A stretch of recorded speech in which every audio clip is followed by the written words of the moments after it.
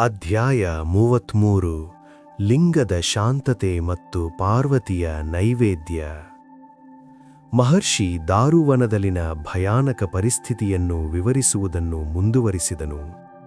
ಅವನು ಹೇಳಿದನು, ಓ ಋಷಿಗಳೇ, ಋಷಿಗಳ ಶಾಪದಿಂದ ಬಿದ್ದ ಆ ಶಿವಲಿಂಗವು ಬೆಂಕಿಯ ಸ್ತಂಭದಂತೆ ಎಲ್ಲವನ್ನೂ ನುಂಗುತ್ತಿತ್ತು. ನದಿಗಳು ಒಣಗಲು ಪ್ರಾರಂಭಿಸಿದವು, ಪರ್ವತಗಳು ಕರಗಲು ಪ್ರಾರಂಭಿಸಿದವು. ಮೊದಲು ಕೋಪಗೊಂಡಿದ್ದ ಋಷಿಗಳು ಮತ್ತು ಸಂತರು ಈಗ ಭಯದಿಂದ ನಡುಗುತ್ತಿದ್ದರು. ಅವರೆಲ್ಲರೂ ಓಡಿಹೋಗಿ ಬ್ರಹ್ಮನಲ್ಲಿ ಆಶ್ರಯ ಪಡೆದರು.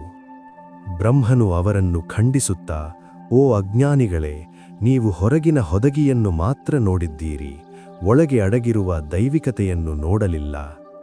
ಆ ಬೆತ್ತಲೆ ಸನ್ಯಾಸಿ ಬೇರೆ ಯಾರೂ ಅಲ್ಲ, ಮಹಾದೇವನೇ, ಸ್ವತಃ ಪರಮಾತ್ಮ. ನೀವು ಕೆಡವಿದ ಅವನ ಸಂಕೇತವಾದ ಲಿಂಗವು ಸೃಷ್ಟಿಯ ಅಡಿಪಾಯವಾಗಿದೆ. ಬ್ರಹ್ಮನು ಒಂದು ಪರಿಹಾರವನ್ನು ಸೂಚಿಸಿದನು. ಶಕ್ತಿ, ತಾಯಿ ಪಾರ್ವತಿ ಮಾತ್ರ ಈ ಬೆಂಕಿಯನ್ನು ಹಿಡಿದಿಟ್ಟುಕೊಳ್ಳಬಲ್ಲಳು. ನೀವು ತಕ್ಷಣ ದೇವಿಯನ್ನು ಪೂಜಿಸಬೇಕು. ಮಹರ್ಷಿ ವಿವರಿಸಿದನು. ಋಷಿಗಳು ತೀವ್ರ ಪಶ್ಚಾತ್ತಾಪಪಟ್ಟರು. ಅವರು ತಾಯಿ ಪಾರ್ವತಿಯನ್ನು ಪ್ರಾರ್ಥಿಸಿದರು. ನಂತರ ಬ್ರಹ್ಮಾಂಡದ ತಾಯಿಯಾದ ತಾಯಿ ಪಾರ್ವತಿಯು ಒಂದು ಬಲಿಪೀಠದ ಮೇಲೆ ಜಲದಾತೆಯಾಗಿ ಕಾಣಿಸಿಕೊಂಡಳು. ಶಿವ ಮತ್ತು ಶಕ್ತಿ ಒಂದಾದ ತಕ್ಷಣ ದುರಂತದ ಬೆಂಕಿ ಕಡಿಮೆಯಾಯಿತು ಮತ್ತು ಸೌಮ್ಯವಾದ ಶಿವಲಿಂಗವಾಗಿ ರೂಪಾಂತರಗೊಂಡಿತು. ಶಿವನು ಮತ್ತೆ ಕಾಣಿಸಿಕೊಂಡು ಋಷಿಗಳಿಗೆ, ನಿಮ್ಮ ಕ್ರಿಯೆಗಳ ದುರಹಂಕಾರದಿಂದ ನೀವು ಕುರುಡರಾಗಿದ್ದೀರಿ. ತ್ಯಾಗಿಸುವಿಕೆ ಮತ್ತು ನಿರ್ಲಿಪ್ತತೆ ಇಲ್ಲದೆ ಕ್ರಿಯೆ ಅಪೂರ್ಣವಾಗಿದೆ ಎಂಬುದನ್ನು ನೀವು ಮರೆತಿದ್ದೀರಿ. ಈ ಘಟನೆ ನಿಮಗೆ ಒಂದು ಪಾಠವಾಗಿದೆ. ಪುರುಷ ಮತ್ತು ಮಹಿಳೆ, ಶಿವ ಮತ್ತು ಶಕ್ತಿಯರ ಒಕ್ಕೂಟವಿಲ್ಲದೆ ಈ ಜಗತ್ತು ಕಾರ್ಯನಿರ್ವಹಿಸಲು ಸಾಧ್ಯವಿಲ್ಲ ಎಂದು ಕಲಿಸುವುದು ಇದರ ಉದ್ದೇಶವಾಗಿತ್ತು. ಋಷಿಗಳು ಶಿವನ ಪಾದಗಳಿಗೆ ಬಿದ್ದು ಕ್ಷಮೆಯಾಚಿಸಿದರು. ನಂತರ ಶಿವನು, ಇಂದಿನಿಂದ ದಾರುವನದಲ್ಲಿ ಪ್ರತಿಷ್ಠಾಪಿಸಲಾದ ಈ ಲಿಂಗವು ಜ್ಯೋತಿರ್ಲಿಂಗವಾಗಿ ಪೂಜಿಸಲಾಗುವುದು ಎಂದು ಘೋಷಿಸಿದನು. ಅದನ್ನು ಭೇಟಿ ಮಾಡುವ ಯಾರಾದರೂ ತಮ್ಮ ಪಾಪಗಳಿಂದ ಶುದ್ಧರಾಗುತ್ತಾರೆ. ಶಕ್ತಿ ಇಲ್ಲದೆ ತಂದೆಯಾದ ಶಿವನ ತೇಜಸ್ಸನ್ನು ಸಹಿಸುವುದು ಅಸಾಧ್ಯ ಎಂಬುದು ಪಾಠ. ಪ್ರಪಂಚದ ಸಮತೋಲನವು ಇಬ್ಬರನ್ನು ಗೌರವಿಸುವುದರಲ್ಲಿದೆ. ಋಷಿಗಳು ಕ್ಷಮೆಯಾಚಿಸಿದರು, ಆದರೆ ಅವರ ಮನಸ್ಸಿನಲ್ಲಿ ಇನ್ನೂ ಒಂದು ಪ್ರಶ್ನೆ ಉಳಿದಿತ್ತು. ಅವರು ಕೇಳಿದರು, ದೇವರೇ, ನಿಜವಾದ ಯೋಗಿ ಹೇಗಿದ್ದಾನೆ? ಕಾಡಿನಲ್ಲಿ ವಾಸಿಸುವುದು ನಿಜವಾದ ಯೋಗವೇ? ನಂತರ ಶಿವನು ನಿಮ್ಮ ಗ್ರಹಣವನ್ನು ಬದಲಾಯಿಸುವ ಪಾಶುಪತ ಯೋಗದ ರಹಸ್ಯವನ್ನು ಬಹಿರಂಗಪಡಿಸಿದನು. ನಿಜವಾದ ಯೋಗಿ ಯಾರು? ಮುಂದಿನ ಅಧ್ಯಾಯದಲ್ಲಿ ಕೇಳಿ. ಅಧ್ಯಾಯ 34 ನಿಜವಾದ ಯೋಗಿಯ ಗುಣಲಕ್ಷಣಗಳು ಮತ್ತು ಪಾಶುಪತ ವ್ರತ. ಮಹರ್ಷಿ ಋಷಿಗಳನ್ನು ನೋಡಿ, ಮಂತ್ರವಾದಿಗಳೇ, ದಾರುವನದಲ್ಲಿ ಋಷಿಗಳ ಪ್ರಶ್ನೆಗೆ ಉತ್ತರವಾಗಿ ಶಿವನು ಹೇಳಿದ್ದು, ಆಧ್ಯಾತ್ಮಿಕತೆಯ ಹಾದಿಯಲ್ಲಿ ನಡೆಯಲು ಬಯಸುವ ಯಾರಿಗಾದರೂ ದಾರಿದೀಪವಾಗಿದೆ. ಓ ಋಷಿಗಳೇ, ಕೇವಲ ಜಡೆಕೂದಲು ಬೆಳೆಸುವುದರಿಂದ, ದೇಹದ ಮೇಲೆ ಬೂದಿ ಹಚ್ಚುವುದರಿಂದ ಅಥವಾ ಬೆತ್ತಲೆಯಾಗಿ ಉಳಿಯುವುದರಿಂದ ಯೋಗಿಯಾಗುವುದಿಲ್ಲ. ಇದೆಲ್ಲವೂ ಕೇವಲ ಮೇಲ್ನೋಟದ ನಾಟಕ.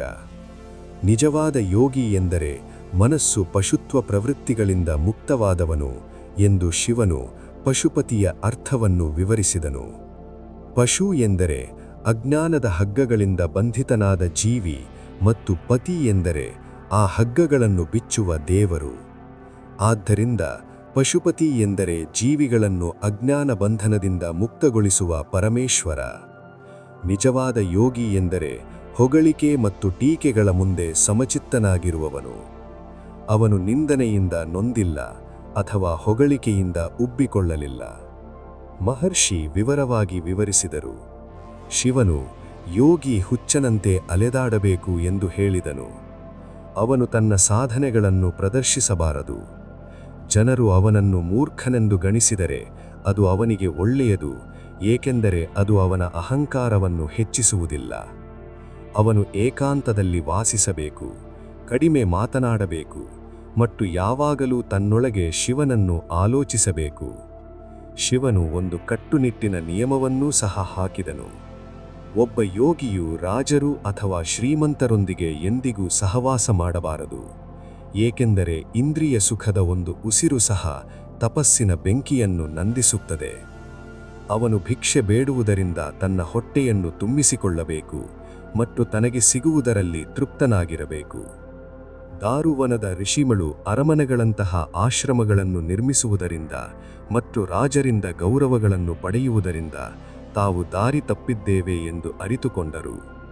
ಅವರು ತಕ್ಷಣ ಎಲ್ಲವನ್ನೂ ತ್ಯಜಿಸಿ ನಿಜವಾದ ಪಾಶುಪತ ಪ್ರತಿಜ್ಞೆಯನ್ನು ಅನುಸರಿಸಲು ನಿರ್ಧರಿಸಿದರು. ಪಾಠ: ಪ್ರಪಂಚದ ದೃಷ್ಟಿಯಲ್ಲಿ ಶ್ರೇಷ್ಠರಾಗುವುದಕ್ಕಿಂತ ಸ್ವಂತ ದೃಷ್ಟಿಯಲ್ಲಿ ಮತ್ತು ದೇವರ ದೃಷ್ಟಿಯಲ್ಲಿ ಸತ್ಯವಾಗಿರುವುದು ಉತ್ತಮ.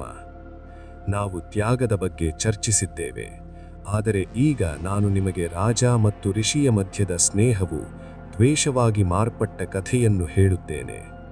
ಕಾರಣ ಹೆಮ್ಮೆ. ರಾಜನಿಗೆ ಸಿಡಿಲು ಬಡಿದಿತ್ತು ಮತ್ತು ಋಷಿಗೆ ಕಠಿಣತೆ ಇತ್ತು. ರಾಜನು ಸ್ನೇಹದ ಮಿತಿಗಳನ್ನು ಮುರಿದು ಋಷಿಯನ್ನು ಕೊಂದಾಗ ಋಷಿ ಸತ್ತನ? ಇಲ್ಲ. ಮುಂದಿನ ಅಧ್ಯಾಯದಲ್ಲಿ ಸತ್ತ ಋಷಿಯ ಅಧ್ಯಾಯ 35. ರಾಜ ಕ್ಷುವ ಮತ್ತು ದದೀಚಿಯ ನಡುವಿನ ಮಹಾಯುದ್ಧ. ಮಹರ್ಷಿ ಈಗ ಕಥೆಯನ್ನು ಒಂದು ಐತಿಹಾಸಿಕ ತಿರುವಿನತ್ತ ಕೊಂಡೊಯ್ದರು. ಅವರು ಹೇಳಿದರು, ಓ ಋಷಿಗಳೇ, ಪ್ರಾಚೀನ ಕಾಲದಲ್ಲಿ ಕ್ಷುವ ಎಂಬ ಮಹಾನ್ ರಾಜನಿದ್ದನು. ಅವನು ಬ್ರಹ್ಮನ ಮಗನಂತೆ ತೇಜಸ್ವಿಯಾಗಿದ್ದನು ಮತ್ತು ಇಂದ್ರನ ಸ್ನೇಹಿತನಾಗಿದ್ದನು. ಅವನು ಮಹಾನ್ ಋಷಿ ದಧೀಚಿಯೊಂದಿಗೆ ಸ್ನೇಹಿತನಾಗಿದ್ದನು. ಅವರಿಬ್ಬರೂ ಪರಸ್ಪರ ತುಂಬಾ ಪ್ರೀತಿಸುತ್ತಿದ್ದರು. ಆದರೆ ಸಮಯವು ಶಕ್ತಿಶಾಲಿಯಾಗಿದೆ. ಅದು ಪ್ರೀತಿಯನ್ನು ಸಹ ವಿಷವಾಗಿ ಪರಿವರ್ತಿಸಬಹುದು. ಒಂದು ದಿನ ಅವರು ಕುಳಿತು ವಿಷಯಗಳನ್ನು ಚರ್ಚಿಸುತ್ತಿದ್ದರು. ಒಂದು ಚರ್ಚೆ ನಡೆಯಿತು. ರಾಜ ಕ್ಷುವ ಹೇಳಿದರು, ರಾಜನು ಅತ್ಯುತ್ತಮ, ಏಕೆಂದರೆ ಪ್ರಪಂಚದ 8 ರಕ್ಷಕರು ಅವನ ದೇಹದಲ್ಲಿ ವಾಸಿಸುತ್ತಾರೆ. ಅವನು ತನ್ನ ಪ್ರಜೆಗಳನ್ನು ಪೋಷಿಸುತ್ತಾನೆ ಮತ್ತು ರಕ್ಷಿಸುತ್ತಾನೆ. ಹಾಗಾಗಿ ಬ್ರಾಹ್ಮಣನೂ ಸಹ ರಾಜನನ್ನು ಗೌರವಿಸಬೇಕು. ಋಷಿ ದಧೀಚಿ ಇದನ್ನು ನೋಡಿ ನಗತ್ತಾ ಹೇಳಿದರು, ರಾಜ, ನೀವು ತಪ್ಪು ಮಾಡಿದ್ದೀರಿ. ಒಬ್ಬ ಬ್ರಾಹ್ಮಣನು ರಾಜರನ್ನು ತನ್ನ ತಪಸ್ಸಿನ ಮೂಲಕ ಆಶೀರ್ವದಿಸುತ್ತಾನೆ. ಧರ್ಮದ ಶಕ್ತಿ ಆಯುಧಗಳ ಶಕ್ತಿಗಿಂತ ದೊಡ್ಡದು. ರಾಜನು ದೇಹವನ್ನು ಮಾತ್ರ ರಕ್ಷಿಸುತ್ತಾನೆ. ಬ್ರಾಹ್ಮಣನ ಆತ್ಮದ ಬಗ್ಗೆ ಚರ್ಚೆ ಹೆಚ್ಚಾಯಿತು. ರಾಜ ಕ್ಷುವನು ತನ್ನ ಸಂಪತ್ತಿನ ಬಗ್ಗೆ ಹೆಮ್ಮೆಪಟ್ಟನು. ಕೋಪದಿಂದ ಅವನು ಇಂದ್ರನಿಂದ ಪಡೆದ ಅತ್ಯಂತ ಭಯಾನಕ ಆಯುಧವಾದ ಸಿಡಿಲನ್ನು ತೆಗೆದುಕೊಂಡು ತನ್ನ ಸ್ವಂತ ಸ್ನೇಹಿತ ದಧೀಚಿಯನ್ನು ಹೊಡೆದನು. ಮಹರ್ಷಿ ಆ ಭಯಾನಕ ಕ್ಷಣವನ್ನು ವಿವರಿಸಿದನು.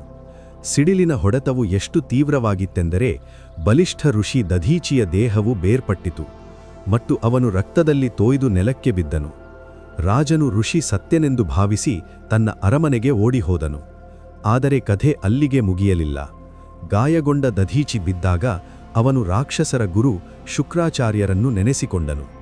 ಶುಕ್ರಾಚಾರ್ಯರು ಕಾಣಿಸಿಕೊಂಡರು. ದಧೀಚಿಯ ದೇಹವು ತುಂಡು ತುಂಡಾಗಿರುವುದನ್ನು ಅವನು ನೋಡಿದನು. ಶುಕ್ರಾಚಾರ್ಯರು ಶಿವನಿಂದ ಪಡೆದ ಮೃತ ಸಂಜೀವನಿಯ ಜ್ಞಾನವನ್ನು ಹೊಂದಿದ್ದರು.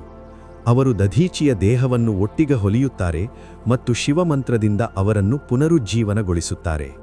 ಈಗ ಜೀವಂತವಾಗಿರುವ ದಧೀಚಿಯ ಕಣ್ಣುಗಳು ಕಣ್ಣೀರಿನಿಂದ ತುಂಬಿರಲಿಲ್ಲ, ಆದರೆ ಪ್ರತಿಕಾರ ಮತ್ತು ತಪಸ್ಸಿನ ಬೆಂಕಿಯಿಂದ ತುಂಬಿದ್ದವು.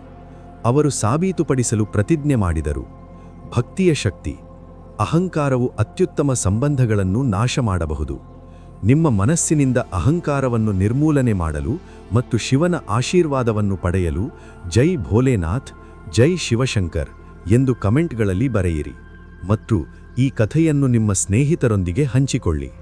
ಕಲಿಕೆ: ಸ್ಥಾನ ಮತ್ತು ಅಧಿಕಾರದ ಮತ್ತು ಒಬ್ಬ ವ್ಯಕ್ತಿಯನ್ನು ಕುರುಡನಾಗ ಮಾಡುತ್ತದೆ ಮತ್ತು ಈ ಕುರುಡತ್ವ ಅವನ ವಿನಾಶದ ಆರಂಭ. ದಧೀಚಿ ಇನ್ನೂ ಕಮಾನ್ ಋಷಿಯಾಗಿರಲಿಲ್ಲ. ಅವನು ಅಜೇಯ, ಕೊಲ್ಲಲಾಗದವನಾಗಿದ್ದನು. ರಾಜ ಕ್ಷುವ ಮತ್ತೆ ದಾಳಿ ಮಾಡಿದಾಗ ಅವನ ಎಲ್ಲಾ ಆಯುಧಗಳು ವಿಫಲವಾದವು. ಭಯಭೀತನಾದ ರಾಜ ವಿಷ್ಣುವನ್ನು ಕರೆದನು. ಈಗ ಯುದ್ಧವು ರಾಜ ಮತ್ತು ಋಷಿಯ ನಡುವೆ ನಡೆಯಲಿಲ್ಲ, ಆದರೆ ರುದ್ರ ಮತ್ತು ವಿಷ್ಣುವಿನ ಶಕ್ತಿಗಳ ನಡುವೆ ನಡೆಯಿತು. ವಿಷ್ಣುವಿನ ಸುದರ್ಶನ ಚಕ್ರವು ಶಿವಭಕ್ತನ ಕೂದಲಾದರೂ ಹಾನಿ ಮಾಡಲು ಸಾಧ್ಯವಾಗುತ್ತದೆ. ಮುಂದಿನ ಅಧ್ಯಾಯದಲ್ಲಿ ಕೇಳಿ. ಅಧ್ಯಾಯ 36. ದಧೀಚಿನ ತಪಸ್ಸು ಮತ್ತು ವಿಷ್ಣುವಿನ ಸೋಲು. ಮಹರ್ಷಿ ಕಥೆಯನ್ನು ಮುಂದುವರಿಸುತ್ತಾ, ಓ ಋಷಿಗಳೇ, ಶುಕ್ರಾಚಾರ್ಯರಿಂದ ಮತ್ತೆ ಜೀವಕ್ಕೆ ಬಂದ ನಂತರ ಋಷಿ ದಧೀಚಿ ಶಿವನಿಗೆ ಕಠಿಣ ತಪಸ್ಸು ಮಾಡಿದರು. ಶಿವನು ಪ್ರತ್ಯಕ್ಷವಾಗಿ ದಧೀಚಿಗೆ 3 ವರಗಳನ್ನು ದಯಪಾಲಿಸಿದನು. ನಿನ್ನ ಮೂಳೆಗಳು ಸಿಡಿಲುಗಳಿಂದ ಗಟ್ಟಿಯಾಗುತ್ತವೆ. ಯಾರೂ ನಿನ್ನನ್ನು ಕೊಲ್ಲಲು ಸಾಧ್ಯವಿಲ್ಲ.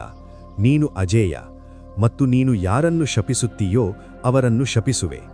ನೀನು ಏನು ದಾನ ಮಾಡುತ್ತೀಯೋ ಅದು ನಿಜವಾಗುತ್ತದೆ. ದಧೀಚಿ ಜೀವಂತವಾಗಿದ್ದಾನೆ ಮತ್ತು ಅವನು ಮೊದಲಿಗಿಂತ ಹೆಚ್ಚು ಶಕ್ತಿಶಾಲಿಯಾಗಿದ್ದಾನೆ ಎಂಬುದು ರಾಜ ಕ್ಷುವನಿಗೆ ಗೊತ್ತಾದಾಗ ಅವನು ಭಯಭೀತನಾದನು. ಅವನು ವಿಷ್ಣುವನ್ನು ಬಳಿಗೋಡಿ ಎಂದು ಹೇಳಿದನು, ದೇವರೇ, ನನ್ನನ್ನು ರಕ್ಷಿಸಿ. ಒಬ್ಬ ಬ್ರಾಹ್ಮಣನು ನನ್ನನ್ನು ಕೊಲ್ಲಲು ಬರುತ್ತಿದ್ದಾನೆ. ವಿಷ್ಣು ಸರ್ವಜ್ಞ. ರಾಜನ ತಪ್ಪಿನ ಬಗ್ಗೆ ಅವನಿಗೆ ಅರಿವಿತ್ತು. ಆದರೆ ಅವನು ಕ್ಷತ್ರಿಯರ ಮತ್ತು ರಾಜರ ರಕ್ಷಕನೂ ಆಗಿದ್ದನು. ಅವನು ಕ್ಷುವನಿಗೆ, ನಾನು ನಿನ್ನನ್ನು ರಕ್ಷಿಸುತ್ತೇನೆ ಎಂದು ಹೇಳಿದನು. ದಧೀಚಿ ಮತ್ತು ಕ್ಷುವ ಯುದ್ಧಭೂಮಿಯಲ್ಲಿ ಪರಸ್ಪರ ಮುಖಾಮುಖಿಯಾದರು. ಕ್ಷುವ ಬಾಣಗಳ ಸುರಿಮಳೆಗೈದರು. ಆದರೆ ದಧೀಚಿ ಸುಮ್ಮನೆ ಮುಗುಳ್ನಗಿದನು. ಅವನ ದೇಹವನ್ನು ಹೊಡೆದ ನಂತರ ಬಾಣಗಳು ಮುರಿಯುತ್ತಿದ್ದವು. ರಾಜನು ಸೋಲಲು ಪ್ರಾರಂಭಿಸಿದಾಗ ಅವನು ವಿಷ್ಣುವನ್ನು ಆಹ್ವಾನಿಸಿದನು.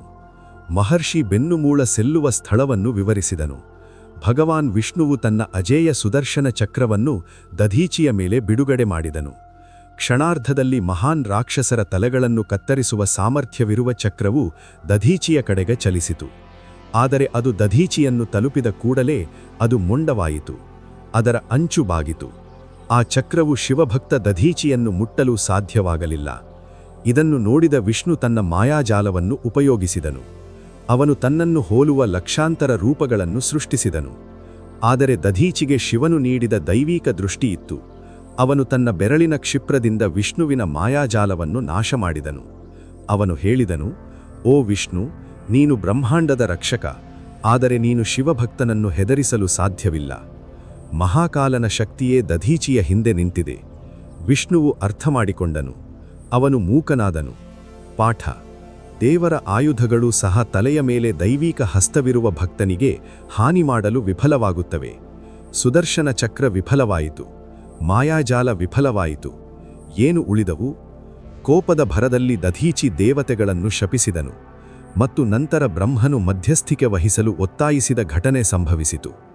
ಶಿವ ಮತ್ತು ವಿಷ್ಣುವಿನ ನಡುವಿನ ಈ ನೀತಿಯುಕ್ತ ಯುದ್ಧ ಹೇಗೆ ಕೊನೆಗೊಂಡಿತು? ಮುಂದಿನ ಅಧ್ಯಾಯದಲ್ಲಿ ಕೇಳಿ. ಅಧ್ಯಾಯ 37. ದಧೀಚಿಯ ಶಾಪ ಮತ್ತು ದೇವರುಗಳ ಸೋಲು. ಮಹರ್ಷಿ ಯುದ್ಧದ ಅಂತಿಮ ಹಂತವನ್ನು ವಿವರಿಸುತ್ತಾ, ಓ ಋಷಿಗಳೇ, ವಿಷ್ಣುವಿನ ಆಯುಧಗಳು ವಿಫಲವಾದಾಗ ಋಷಿ ದಧೀಚಿಯ ಆತ್ಮವಿಶ್ವಾಸವು ಉತ್ತುಂಗದಲ್ಲಿತ್ತು. ದೋಷವು ಕ್ಷುವನದ್ದಾದಿದ್ದರೂ ದೇವರುಗಳು ರಾಜ ಕ್ಷುವನ ಪರವಾಗಿರುವುದನ್ನು ಅವನು ನೋಡಿದನು.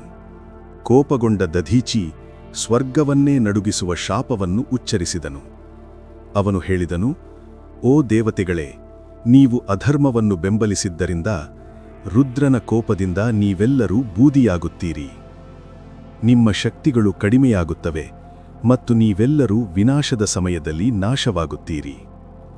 ದಧೀಚಿಯ ಶಾಪವು ದೇವತೆಗಳನ್ನು ಪ್ರಕಾಶಮಾನವಾಗಿ ಮತ್ತು ಅಸಹಾಯಕರನ್ನಾಗಿ ಮಾಡಿತು. ರಾಜ ಕ್ಷುವ ಈಗ ರಕ್ಷಣೆಯಿಲ್ಲದ ಮತ್ತು ಅಸಹಾಯಕನಾಗಿದ್ದನು. ಅವನು ಮಾಡಿದ ಗಂಭೀರ ತಪ್ಪನ್ನು ಅರಿತುಕೊಂಡನು. ಯಾರೂ ತನ್ನನ್ನು ರಕ್ಷಿಸಲು ಸಾಧ್ಯವಿಲ್ಲ ಎಂದು ಅವನಿಗೆ ತಿಳಿದಿತ್ತು. ಆಗಲೇ ಬ್ರಹ್ಮ ಆಕಾಶದಿಂದ ಇಳಿದನು. ಪರಿಸ್ಥಿತಿ ಹದಗೆಟ್ಟಿರುವುದನ್ನು ಅವನು ನೋಡಿದನು. ಒಂದು ಕಡೆ ಶಿವನ ಶಕ್ತಿಯಿಂದ ಶಸ್ತ್ರಸಜ್ಜಿತನಾದ ದಧೀಚಿ ಇದ್ದನು. ಇನ್ನೊಂದು ಕಡೆ ನಾಚಿಕೆಪಟ್ಟ ವಿಷ್ಣು ಮತ್ತು ಭಯಭೀತನಾದ ರಾಜ ಕ್ಷುವ ಇದ್ದರು. ಬ್ರಹ್ಮ ರಾಜ ಕ್ಷುವನನ್ನು ಗದರಿಸಿದನು.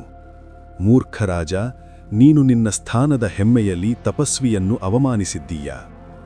ಬ್ರಾಹ್ಮಣನ ತಪಸ್ಸು ನಿನ್ನ ನಿಧಿಗಿಂತ ಹೆಚ್ಚು ಮೌಲ್ಯವಾಗಿದೆ ಎಂದು ನೀನು ಪರಿಗಣಿಸಲಿಲ್ಲ. ನಂತರ ಅವನು ದಧೀಚಿನನ್ನು ಶಾಂತಗೊಳಿಸಿದನು. ಓ ಮಹರ್ಷಿ, ನೀನು ಶಿವನ ಪರಮಭಕ್ತ. ಕೋಪವು ಭಕ್ತನ ಸ್ವಭಾವದಲ್ಲಿಲ್ಲ. ಕ್ಷಮೆ ಬ್ರಾಹ್ಮಣನ ಆಭರಣ. ಬ್ರಹ್ಮನ ಮನವೊಲಿಕೆಯು ದಧೀಚಿನ ಕೋಪವನ್ನು ಶಾಂತಗೊಳಿಸಿತು. ರಾಜಕ್ಷುಕ ದಧೀಚಿನ ಪಾದಗಳಿಗೆ ಬಿದ್ದು ಕ್ಷಮೆಯಾಚಿಸಿದ. ದಧೀಚಿ ಅವನನ್ನು ಕ್ಷಮಿಸಿ, ರಾಜ, ಇಂದಿನಿಂದ ಶಕ್ತಿಯು ಧರ್ಮವನ್ನು ಎಂದಿಗೂ ನಿಗ್ರಹಿಸಲು ಸಾಧ್ಯವಿಲ್ಲ ಎಂಬುದನ್ನು ನೆನಪಿಡಿ. ಈ ಯುದ್ಧವು 3 ಲೋಕಗಳಲ್ಲಿಯೂ ಮಹಾಕಾಲನು ಸ್ವತಃ ಶಿವನ ಭಕ್ತರನ್ನು ರಕ್ಷಿಸುತ್ತಾನೆ ಮತ್ತು ಯಾವುದೇ ಶಕ್ತಿಯೂ ಅವನ ಮುಂದೆ ನಿಲ್ಲುವುದಿಲ್ಲ ಎಂದು ಸ್ಥಾಪಿಸಿತು. ಕ್ಷಮೆಯನ್ನು ಕಲಿಯುವುದು ಧೈರ್ಯಶಾಲಿಗಳ ಆಭರಣ. ಅಧಿಕಾರವಿದ್ದರೂ ಕ್ಷಮಿಸುವವನೇ ನಿಜವಾದ ವಿಜಯಾಲಿ. ಯುದ್ಧ ಕೊನೆಗೊಂಡಿತು. ಶಾಂತಿ ಮರಳಿತು. ಈಗ ಬ್ರಹ್ಮನು ತನ್ನ ಕಾರ್ಯಕ್ಕೆ ಮರಳಬೇಕಾಯಿತು, ಸೃಷ್ಟಿ. ಆದರೆ ಈ ಬಾರಿ ಅವನು ತನ್ನ ಮನಸ್ಸಿನಿಂದ ಸೃಷ್ಟಿಯನ್ನು ಬಳಸಿದನು. ತನ್ನ ಮನಸ್ಸಿನಿಂದ ಅವನು ಅಳದ ಪುತ್ರರಿಗೆ ಜನ್ಮ ನೀಡಿದನು. ಬದಲಾಗಿ ವೇದಗಳನ್ನು ಹುಟ್ಟಿದ ತಕ್ಷಣ ಪಠಿಸಿದನು. ಈ ಮಾನಸಿಕ ಸೃಷ್ಟಿ ಹೇಗೆ ಬಂತು? ಮುಂದಿನ ಅಧ್ಯಾಯದಲ್ಲಿ ಕೇಳಿ. ಅಧ್ಯಾಯ 38. ಬ್ರಹ್ಮನ ಮಾನಸಿಕ ಸೃಷ್ಟಿ ಮತ್ತು 9 ಋಷಿಗಳು. ಮಹರ್ಷಿ ಈಗ ಋಷಿಗಳ ಗಮನವನ್ನು ಯುದ್ಧಭೂಮಿಯಿಂದ ಸೃಷ್ಟಿಯ ರಹಸ್ಯದ ಕಡೆಗೆ ತಿರುಗಿಸಿದನು. ಅವನು ಹೇಳಿದನು, ಓ ಋಷಿಗಳೇ, ಎಲ್ಲವೂ ಶಾಂತವಾದಾಗ ಬ್ರಹ್ಮನು ವಿಶ್ವವನ್ನು ವಿಸ್ತರಿಸಲು ನಿರ್ಧರಿಸಿದನು. ಈ ಬಾರಿ ಗಂಡು ಮತ್ತು ಹೆಣ್ಣುಗಳ ಲೈಂಗಿಕ ಒಕ್ಕೂಟಕ್ಕೆ ಮೊದಲು ಅವನು ಮಾನಸಿಕ ವಿಶ್ವವನ್ನು ಸೃಷ್ಟಿಸಿದನು. ಮಾನಸಿಕ ಸೃಷ್ಟಿ ಎಂದರೆ ಇಚ್ಛಾಶಕ್ತಿ ಮತ್ತು ಧ್ಯಾನದ ಮೂಲಕ ಮಾತ್ರ ಸಂತತಿಯನ್ನು ಉತ್ಪಾದಿಸುವುದು ಎಂದು ಸೂತ ವಿವರಿಸಿದನು. ಬ್ರಹ್ಮನು ಧ್ಯಾನದಲ್ಲಿ ಕುಳಿತನು ಮತ್ತು ಅವನ ದೇಹ ಮತ್ತು ಮನಸ್ಸಿನ ವಿವಿಧ ಭಾಗಗಳಿಂದ 9 ಮಹಾನ್ ಋಷಿಗಳು ಉದ್ಭವಿಸಿದರು. ಮಾರೀಚನು ಬ್ರಹ್ಮನ ಕಣ್ಣುಗಳಿಂದ ಜನಿಸಿದನು. ಭೃಗು ಮುನಿ ಅವನ ಹೃದಯದಿಂದ ಜನಿಸಿದನು. ಅವನ ತಲೆಯಿಂದ ಅಂಗಿರಸನು ಹೊರಮುಯ್ದನು. ಅವನ ಕಿವಿಗಳಿಂದ ಪುಲಸ್ತ್ಯನು, ಅವನ ನಾಭಿಯಿಂದ ಪುಲಹನು, ವ್ಯಾನವಾಯುವಿನಿಂದ ಕ್ರತು, ಸಮಾನವಾಯುವಿನಿಂದ ವಸಿಷ್ಠನು, ಅವನ ಚರ್ಮದಿಂದ ದಕ್ಷ ಪ್ರಜಾಪತಿ ಮತ್ತು ಅವನ ನೆರಳಿನಿಂದ ಕರ್ದಮನು ಜನಿಸಿದರು. ಈ 9 ಋಷಿಗಳನ್ನು ಬ್ರಹ್ಮಪುತ್ರರು ಎಂದು ಕರೆಯಲಾಗುತ್ತದೆ. ಇವರು ದೇವಗಳು, ರಾಕ್ಷಸರು ಮತ್ತು ಮನುಷ್ಯರ ವಂಶಾವಳಿಗಳು ಬಂದ ಮೂಲ ಪೂರ್ವಜರು. ಗೃಹಸ್ಥನ ಕರ್ತವ್ಯಗಳನ್ನು ನಿರ್ವಹಿಸಲು ಅವರಿಗೆ ಆಜ್ಞಾಪಿಸಲಾಯಿತು. ಮಹರ್ಷಿ ಒಂದು ವಿಶೇಷ ಸಂಗತಿಯನ್ನು ಬಹಿರಂಗಪಡಿಸಿದರು. ಇವುಗಳ ಜೊತೆಗೆ ಬ್ರಹ್ಮ ನಿರ್ಣಯ ಮತ್ತು ಧರ್ಮವನ್ನೂ ಸಹ ಸೃಷ್ಟಿಸಿದನು. ವಿಷ್ಣುವಿನ ಸಾಕಾರವಾದ ಧರ್ಮವು ಬ್ರಹ್ಮನ ಬಲಯದೆಯಿಂದ ಹೊರಹೊಮ್ಮಿತು ಮತ್ತು ಪಾಪದ ಮೂಲವಾದ ಅಧರ್ಮವು ಅವನ ಬೆನ್ನಿನಿಂದ ಹೊರಹೊಮ್ಮಿತು. ಇದರರ್ಥ ಎರಡೂ ಒಳ್ಳೆಯದು ಮತ್ತು ದುಷ್ಟತ್ವವು ಸೃಷ್ಟಿಯ ಆರಂಭದಿಂದಲೂ ಒಟ್ಟಿಗೆ ಅಸ್ತಿತ್ವದಲ್ಲಿವೆ. ಬ್ರಹ್ಮಜಿಯವರ ಸೃಷ್ಟಿ ಅದ್ಭುತವಾಗಿತ್ತು. ಆದರೆ ಕಾಲ ಕಳೆದಂತೆ ಈ ಸೃಷ್ಟಿಯು ತನ್ನ ಪರಿಶುದ್ಧತೆಯನ್ನು ಕಳೆದುಕೊಳ್ಳುತ್ತದೆ ಎಂದು ಅವರಿಗೆ ತಿಳಿದಿತ್ತು. ಪಾಠ: ನಮ್ಮ ಆಲೋಚನೆಗಳು ನಮ್ಮ ನಿಜವಾದ ಮಕ್ಕಳು. ನಮ್ಮ ಪ್ರಪಂಚ ಮತ್ತು ಸೃಷ್ಟಿ ನಮ್ಮ ಆಲೋಚನೆಗಳಿಂದ ರೂಪುಗೊಳ್ಳುತ್ತದೆ. ಸೃಷ್ಟಿ ಸೃಷ್ಟಿಸಲ್ಪಟ್ಟಿದೆ, ಆದರೆ ಅದು ಯಾವತ್ತಿಗೂ ಒಂದೇಯಾಗಿರುವುದಿಲ್ಲ. ಕಾಲಚಕ್ರವು ಅದನ್ನು ಪುಡಿ ಮಾಡುತ್ತಲೇ ಇರುತ್ತದೆ. ಸತ್ಯಯುಗದಲ್ಲಿ ಸಿಂಹದಂತೆ ಘರ್ಜಿಸುವ ಧರ್ಮವು ಕಲಿಯುಗದಲ್ಲಿ ಏಕೆ ತೆವಳಲು ಪ್ರಾರಂಭಿಸುತ್ತದೆ? ಮುಂಬರುವ ಭಯಂಕರ ಕಾಲದ ಭವಿಷ್ಯವಾಣಿಯನ್ನು ಆಲಿಸಿ. ಮುಂದಿನ ಅಧ್ಯಾಯದಲ್ಲಿ. ಅಧ್ಯಾಯ 39. 4 ಯುಗಗಳು ಮತ್ತು ಧರ್ಮದ ಅವನತಿ. ಮಹರ್ಷಿಯ ಧ್ವನಿಯು ಈಗ ಸ್ವಲ್ಪ ದುಃಖಕರವಾಯಿತು. ಮುಂಬರುವ ಕಾಲದ ಕಠೋರ ಸತ್ಯವನ್ನು ಅವನು ಬಹಿರಂಗಪಡಿಸುತ್ತಿರುವಂತೆ ಅವನು ಹೇಳಿದನು, ಓ ಋಷಿಗಳೇ, ಸಮಯವು ಎಂದಿಗೂ ನಿಲ್ಲದ ನದಿಯಂತೆ. ಈ ವಿಶ್ವವು 4 ಯುಗಗಳ ಚಕ್ರದಲ್ಲಿ ಸುತ್ತುತ್ತದೆ: ಸತ್ಯಯುಗ, ತ್ರೇತಾಯುಗ, ದ್ವಾಪರಯುಗ ಮತ್ತು ಕಲಿಯುಗ. ಸೂತನು ಧರ್ಮವನ್ನು ವೃಷಭ ಎಂದು ವಿವರಿಸಿದನು. ಸತ್ಯಯುಗ ಮತ್ತು ಕೃತಯುಗಗಳು ಅತ್ಯಂತ ಪವಿತ್ರ ಸಮಯಗಳಾಗಿವೆ. ಈ ಸಮಯದಲ್ಲಿ ಧರ್ಮದ ವೃಷಭವು ಎಲ್ಲಾ 4 ಕಾಲುಗಳ ಮೇಲೆ ನಿಂತಿದೆ. ಆ 4 ಕಾಲುಗಳು ತಪಸ್ಸು, ಶುದ್ಧತೆ, ಪಾವಿತ್ರ್ಯ, ದಯೆ ಮತ್ತು ಸತ್ಯ. ಈ ಯುಗದಲ್ಲಿ ಜನರು ಅನಾರೋಗ್ಯಕ್ಕೆ ಒಳಗಾಗುವುದಿಲ್ಲ, ಯಾರೂ ದುಃಖಿತರಾಗುವುದಿಲ್ಲ ಮತ್ತು ಎಲ್ಲರೂ ಧ್ಯಾನದಲ್ಲಿ ಮಾತ್ರ ಲೀನರಾಗಿರುತ್ತಾರೆ. ಮಾನವ ಜೀವಿತಾವಧಿ ಬಹಳ ಉದ್ದವಾಗಿದೆ. ತ್ರೇತಾಯುಗ ನಂತರ ಕಾಲಚಕ್ರ ತಿರುಗುತ್ತದೆ. ಧರ್ಮದ ಒಂದು ಕಾಲು ಮುರಿಯುತ್ತದೆ. ತಪಸ್ಸು ಕಡಿಮೆಯಾಗುತ್ತದೆ. ಜನರು ಸ್ವಲ್ಪ ದುರಾಸೆ ಹೊಂದುತ್ತಾರೆ. ಅಂತರ್ಬೋಧನೆಯ ಜ್ಞಾನವು ಮಸುಗಾಗಲು ಪ್ರಾರಂಭಿಸಿದಾಗ ಯಜ್ಞಗಳು ಮತ್ತು ಆಚರಣೆಗಳು ಪ್ರಾರಂಭವಾಗುತ್ತವೆ. ದ್ವಾಪರಯುಗ. ಈ ಯುಗದಲ್ಲಿ ಧರ್ಮದ 2 ಕಾಲುಗಳು ಮುರಿಯುತ್ತವೆ. ಈಗ ಕರುಣೆ ಮತ್ತು ಸತ್ಯ ಮಾತ್ರ ಉಳಿದಿವೆ. ಜನರ ನಡುವೆ ದ್ವೇಷ, ಜಗಳಗಳು ಮತ್ತು ಯುದ್ಧಗಳು ಭುಗಿಯೆದ್ದಿವೆ. ಜನರ ಬುದ್ಧಿಶಕ್ತಿ ದುರ್ಬಲಗೊಂಡಿರುವುದರಿಂದ ವೇದಗಳಲ್ಲೂ ವಿಭಜಿಸಬೇಕಾಗಿದೆ. ಅಂತಿಮವಾಗಿ ಕಲಿಯುಗ ಬರುತ್ತದೆ. ನಾವು ವಾಸಿಸುವ ಭಯಾನಕ ಸಮಯ. ಧರ್ಮದ ಒಂದೇ ಒಂದು ಸ್ತಂಭ ಉಳಿದಿದೆ, ಸತ್ಯ, ಮತ್ತು ಅದು ಕೂಡ ಕುಗ್ಗುತ್ತಿದೆ. ಕರುಣೆ ಕಣ್ಮರೆಯಾಗುತ್ತದೆ. ಶುದ್ಧತೆಯ ಯಾವುದೇ ಕುರುಹು ಇರುವುದಿಲ್ಲ. ಜನರು ತಮ್ಮ ಹೊಟ್ಟೆಯನ್ನು ತುಂಬಲು ಮತ್ತು ತಮ್ಮ ಕಾಮವನ್ನು ಪೂರೈಸಲು ಮಾತ್ರ ಬದುಕುತ್ತಾರೆ. ಆದರೆ ಚಿಂತೆ ಮಾಡಬೇಡಿ, ಮಹರ್ಷಿ ಹೇಳಿದರು, ಕಲಿಯುಗದಲ್ಲಿಯೂ ಒಂದು ಬೆಳ್ಳಿ ರೇಖೆ ಇದೆ. ಸತ್ಯಯುಗದಲ್ಲಿ ಸಾವಿರಾರು ವರ್ಷಗಳ ತಪಸ್ಸಿನ ಫಲವನ್ನು ಕಲಿಯುಗದಲ್ಲಿ ಶಿವನ ಹೆಸರನ್ನು ಜಪಿಸುವ ಮೂಲಕ ಸಾಧಿಸಬಹುದು. ಕಲಿಯಿರಿ. ಕಾಲ ಕೆಟ್ಟದ್ದಾಗಿರಬಹುದು, ಆದರೆ ನಮ್ಮ ಕಾರ್ಯಗಳು ನಮ್ಮ ಕೈಯಲ್ಲಿವೆ. ಕಲಿಯುಗದಲ್ಲಿಯೂ ಸಹ ನಾವು ಶಿವನನ್ನು ಆಶ್ರಯವಾಗಿಟ್ಟುಕೊಂಡರೆ ಸತ್ಯಯುಗದಂತಹ ಜೀವನವನ್ನು ನಡೆಸಬಹುದು. ನೀವು ಯುಗಗಳ ಬಗ್ಗೆ ಕೇಳಿದ್ದೀರಿ, ಆದರೆ ಈ ಯುಗಗಳು ಎಷ್ಟು ಕಾಲ ಇರುತ್ತವೆ? ದೇವತೆಗಳ 1 ವರ್ಷವು ನಮ್ಮ 360 ವರ್ಷಗಳಿಗೆ ಸಮಾನವಾಗಿದೆ. ಮತ್ತು ಬ್ರಹ್ಮನ 1 ದಿನ ಎಷ್ಟು ಕೋಟಿ ವರ್ಷಗಳು ಕಳೆದು ಹೋಗುತ್ತವೆ ಎಂದು ನಿಮಗೆ ತಿಳಿದಿದೆಯೇ? ಸಮಯದ ಈ ಗಣತಿಯು ನಿಮ್ಮ ಮನಸ್ಸನ್ನು ವಿಸ್ಮಯಗೊಳಿಸುತ್ತದೆ. ಮುಂದಿನ ಅಧ್ಯಾಯದಲ್ಲಿ ಕೇಳಿರಿ. ಅಧ್ಯಾಯ 40. ಸಮಯದ ಲೆಕ್ಕಾಚಾರಗಳು ಮತ್ತು ಯುಗಗಳ ಗಾತ್ರ. ಮಹರ್ಷಿ ಈಗ ಸಮಯದ ವಿಜ್ಞಾನವನ್ನು ಬಹಿರಂಗಪಡಿಸಿದರು. ಅವರು ಹೇಳಿದರು, ಓ ಜಿಜ್ಞಾಸೆಯ ಋಷಿಗಳೇ, ಸಮಯದ ಲೆಕ್ಕಾಚಾರವನ್ನು ಎಚ್ಚರಿಕೆಯಿಂದ ಅರ್ಥಮಾಡಿಕೊಳ್ಳಿ, ಏಕೆಂದರೆ ಅದು ಜೀವನದ ಮರಣದ ಪುರಾವೆ. ಒಂದು ಮಾನವ ವರ್ಷವು ದೇವತೆಗಳಿಗೆ 100 ರಾತ್ರಿಗಳು ಮತ್ತು 1 ಹಗಲು ಮತ್ತು ರಾತ್ರಿಗೆ ಸಮಾನವಾಗಿದೆ. ಉತ್ತರಾಯಣ, ಸೂರ್ಯ ಉತ್ತರದಲ್ಲಿರುವಾಗ ದೇವರುಗಳಿಗೆ ಹಗಲು ಮತ್ತು ದಕ್ಷಿಣಾಯಣವು ಅವರ ರಾತ್ರಿ. ಮಹರ್ಷಿ ಯುಗಗಳ ಅವಧಿಯನ್ನು ವಿವರಿಸಿದರು.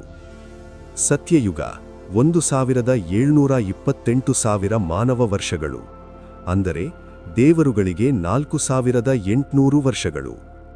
ತ್ರೇತಾಯುಗ 1,296,000 ಮಾನವ ವರ್ಷಗಳು, ಅಂದರೆ ದೇವರುಗಳಿಗೆ 3,600 ವರ್ಷಗಳು. ದ್ವಾಪರಯುಗ 8,640,000 ಮಾನವ ವರ್ಷಗಳು, ಅಂದರೆ ದೇವರುಗಳಿಗೆ 2,400 ವರ್ಷಗಳು. ಕಲಿಯುಗ 4,32,000 ಮಾನವ ವರ್ಷಗಳು, ಅಂದರೆ ದೇವರುಗಳಿಗೆ 10,200 ವರ್ಷಗಳು. ಈ 4 ಯುಗಗಳು ಒಟ್ಟಾಗಿ ಒಂದು ಚತುರ್ಯುಗ, ಅಂದರೆ 4 ವರ್ಷದ ಅವಧಿಯನ್ನು ರೂಪಿಸುತ್ತವೆ. ಅಂತಹ 1000 ಚತುರ್ಯುಗ, ಅಂದರೆ 4 ವರ್ಷದ ಅವಧಿ ಬಂದಾಗ ಬ್ರಹ್ಮನ 1 ದಿನ ಮಾತ್ರ ಪೂರ್ಣಗೊಳ್ಳುತ್ತದೆ. ಅವನ ರಾತ್ರಿಯೂ ಅಷ್ಟೇ ಉದ್ದವಾಗಿರುತ್ತದೆ. ಋಷಿಗಳೇ, ನಮ್ಮ 100 ವರ್ಷಗಳ ಜೀವಿತಾವಧಿಯ ಬಗ್ಗೆ ನಾವು ಎಷ್ಟು ಪ್ರೌಢವಾಗಿರುತ್ತೇವೆ ಎಂದು ಯೋಚಿಸಿ. ಆದರೂ ಬ್ರಹ್ಮನ ಒಂದೇ ದಿನದಲ್ಲಿ ಅಸಂಖ್ಯಾತ ಇಂದ್ರರು ಬದಲಾಗುತ್ತಾರೆ. ಸಪ್ತರ್ಷಿಗಳು ಎಷ್ಟು ಬಾರಿ ಬದಲಾಗುತ್ತಾರೆ? ಸಮಯವು ಶ್ರೇಷ್ಠ, ಮತ್ತು ಶಿವನು ಆ ಸಮಯಕ್ಕಿಂತ ದೊಡ್ಡವನು. ಈ ಸಮಯದ ಲೆಕ್ಕಾಚಾರವನ್ನು ಅರ್ಥಮಾಡಿಕೊಳ್ಳುವವನು ಪ್ರಪಂಚದೊಡನಿನ ಬಾಂಧವ್ಯವನ್ನು ಕಳೆದುಕೊಳ್ಳುತ್ತಾನೆ. ಪ್ರಳಯದ ಸಮಯದಲ್ಲಿ ಈ ಎಲ್ಲಾ ಯುಗಗಳು, ಎಲ್ಲಾ ಲೋಕಗಳು ಅವು ಹೊರನೋಡಿದ ಅದೇ ಅವ್ಯಕ್ತ ಸ್ವಭಾವದಲ್ಲಿ ವಿಲೀನಗೊಳ್ಳುತ್ತವೆ. ಶಿವನ ವಾಸಸ್ಥಾನ ಮಾತ್ರ ಅಖಂಡ ಮತ್ತು ನಾಶವಾಗದೆ ಉಳಿಯುತ್ತದೆ. ಸಮಯವು ಮರಳಿನಂತೆ ಜಾರುತ್ತಿದೆ. ಕಾಲನ ಕರೆ ಬರುವ ಮೊದಲು ನಿಮ್ಮ ಸಮಯವನ್ನು ಶಿವನ ಭಕ್ತಿಗೆ ಮೀಸಲಿಡಿ. ಕಾಮೆಂಟ್ಸ್ಗಳಲ್ಲಿ ಓಂ ನಮಃ ಶಿವಾಯ ಎಂದು ಬರೆಯಿರಿ. ಪಾಠ: ನಮ್ಮ ಜೀವನವು ಸಾಗರದಲ್ಲಿ ಒಂದು ಹಣಿಯೂ ಅಲ್ಲ. ಈ ಸತ್ಯವನ್ನು ಸ್ವೀಕರಿಸುವುದು ಜ್ಞಾನದ ಆರಂಭ. ನಾವು ಸಮಯ ಮತ್ತು ಸೃಷ್ಟಿಯ ಬಗ್ಗೆ ಚರ್ಚಿಸಿದ್ದೇವೆ. ಈಗ ನಾವು ಕಥೆಯನ್ನು ಹೊಸ ಸಾಹಸಕ್ಕೆ ಕೊಂಡೊಯ್ಯುತ್ತೇವೆ. ಬ್ರಹ್ಮ ಮತ್ತೆ ಪ್ರತ್ಯಕ್ಷವಾಗಬೇಕಾಗಿತ್ತು, ಮತ್ತು ಈ ಬಾರಿ ಅವನು ಶಿವನ ವಾಹನವಾಗುವ ವಿಶೇಷ ಜೀವಿಯನ್ನು ಸೃಷ್ಟಿಸಿದನು. ನಂದಿ ಹೇಗೆ ಜನಿಸಿದನು? ಅವನು ಗೂಳಿಯೋ ಅಥವಾ ದೇವರೋ? ಮುಂದಿನ ಅಧ್ಯಾಯದಲ್ಲಿ ನಂದಿಯ ಜನನದ ಅದ್ಭುತ ಕಥೆಯನ್ನು ಕೇಳಿರಿ.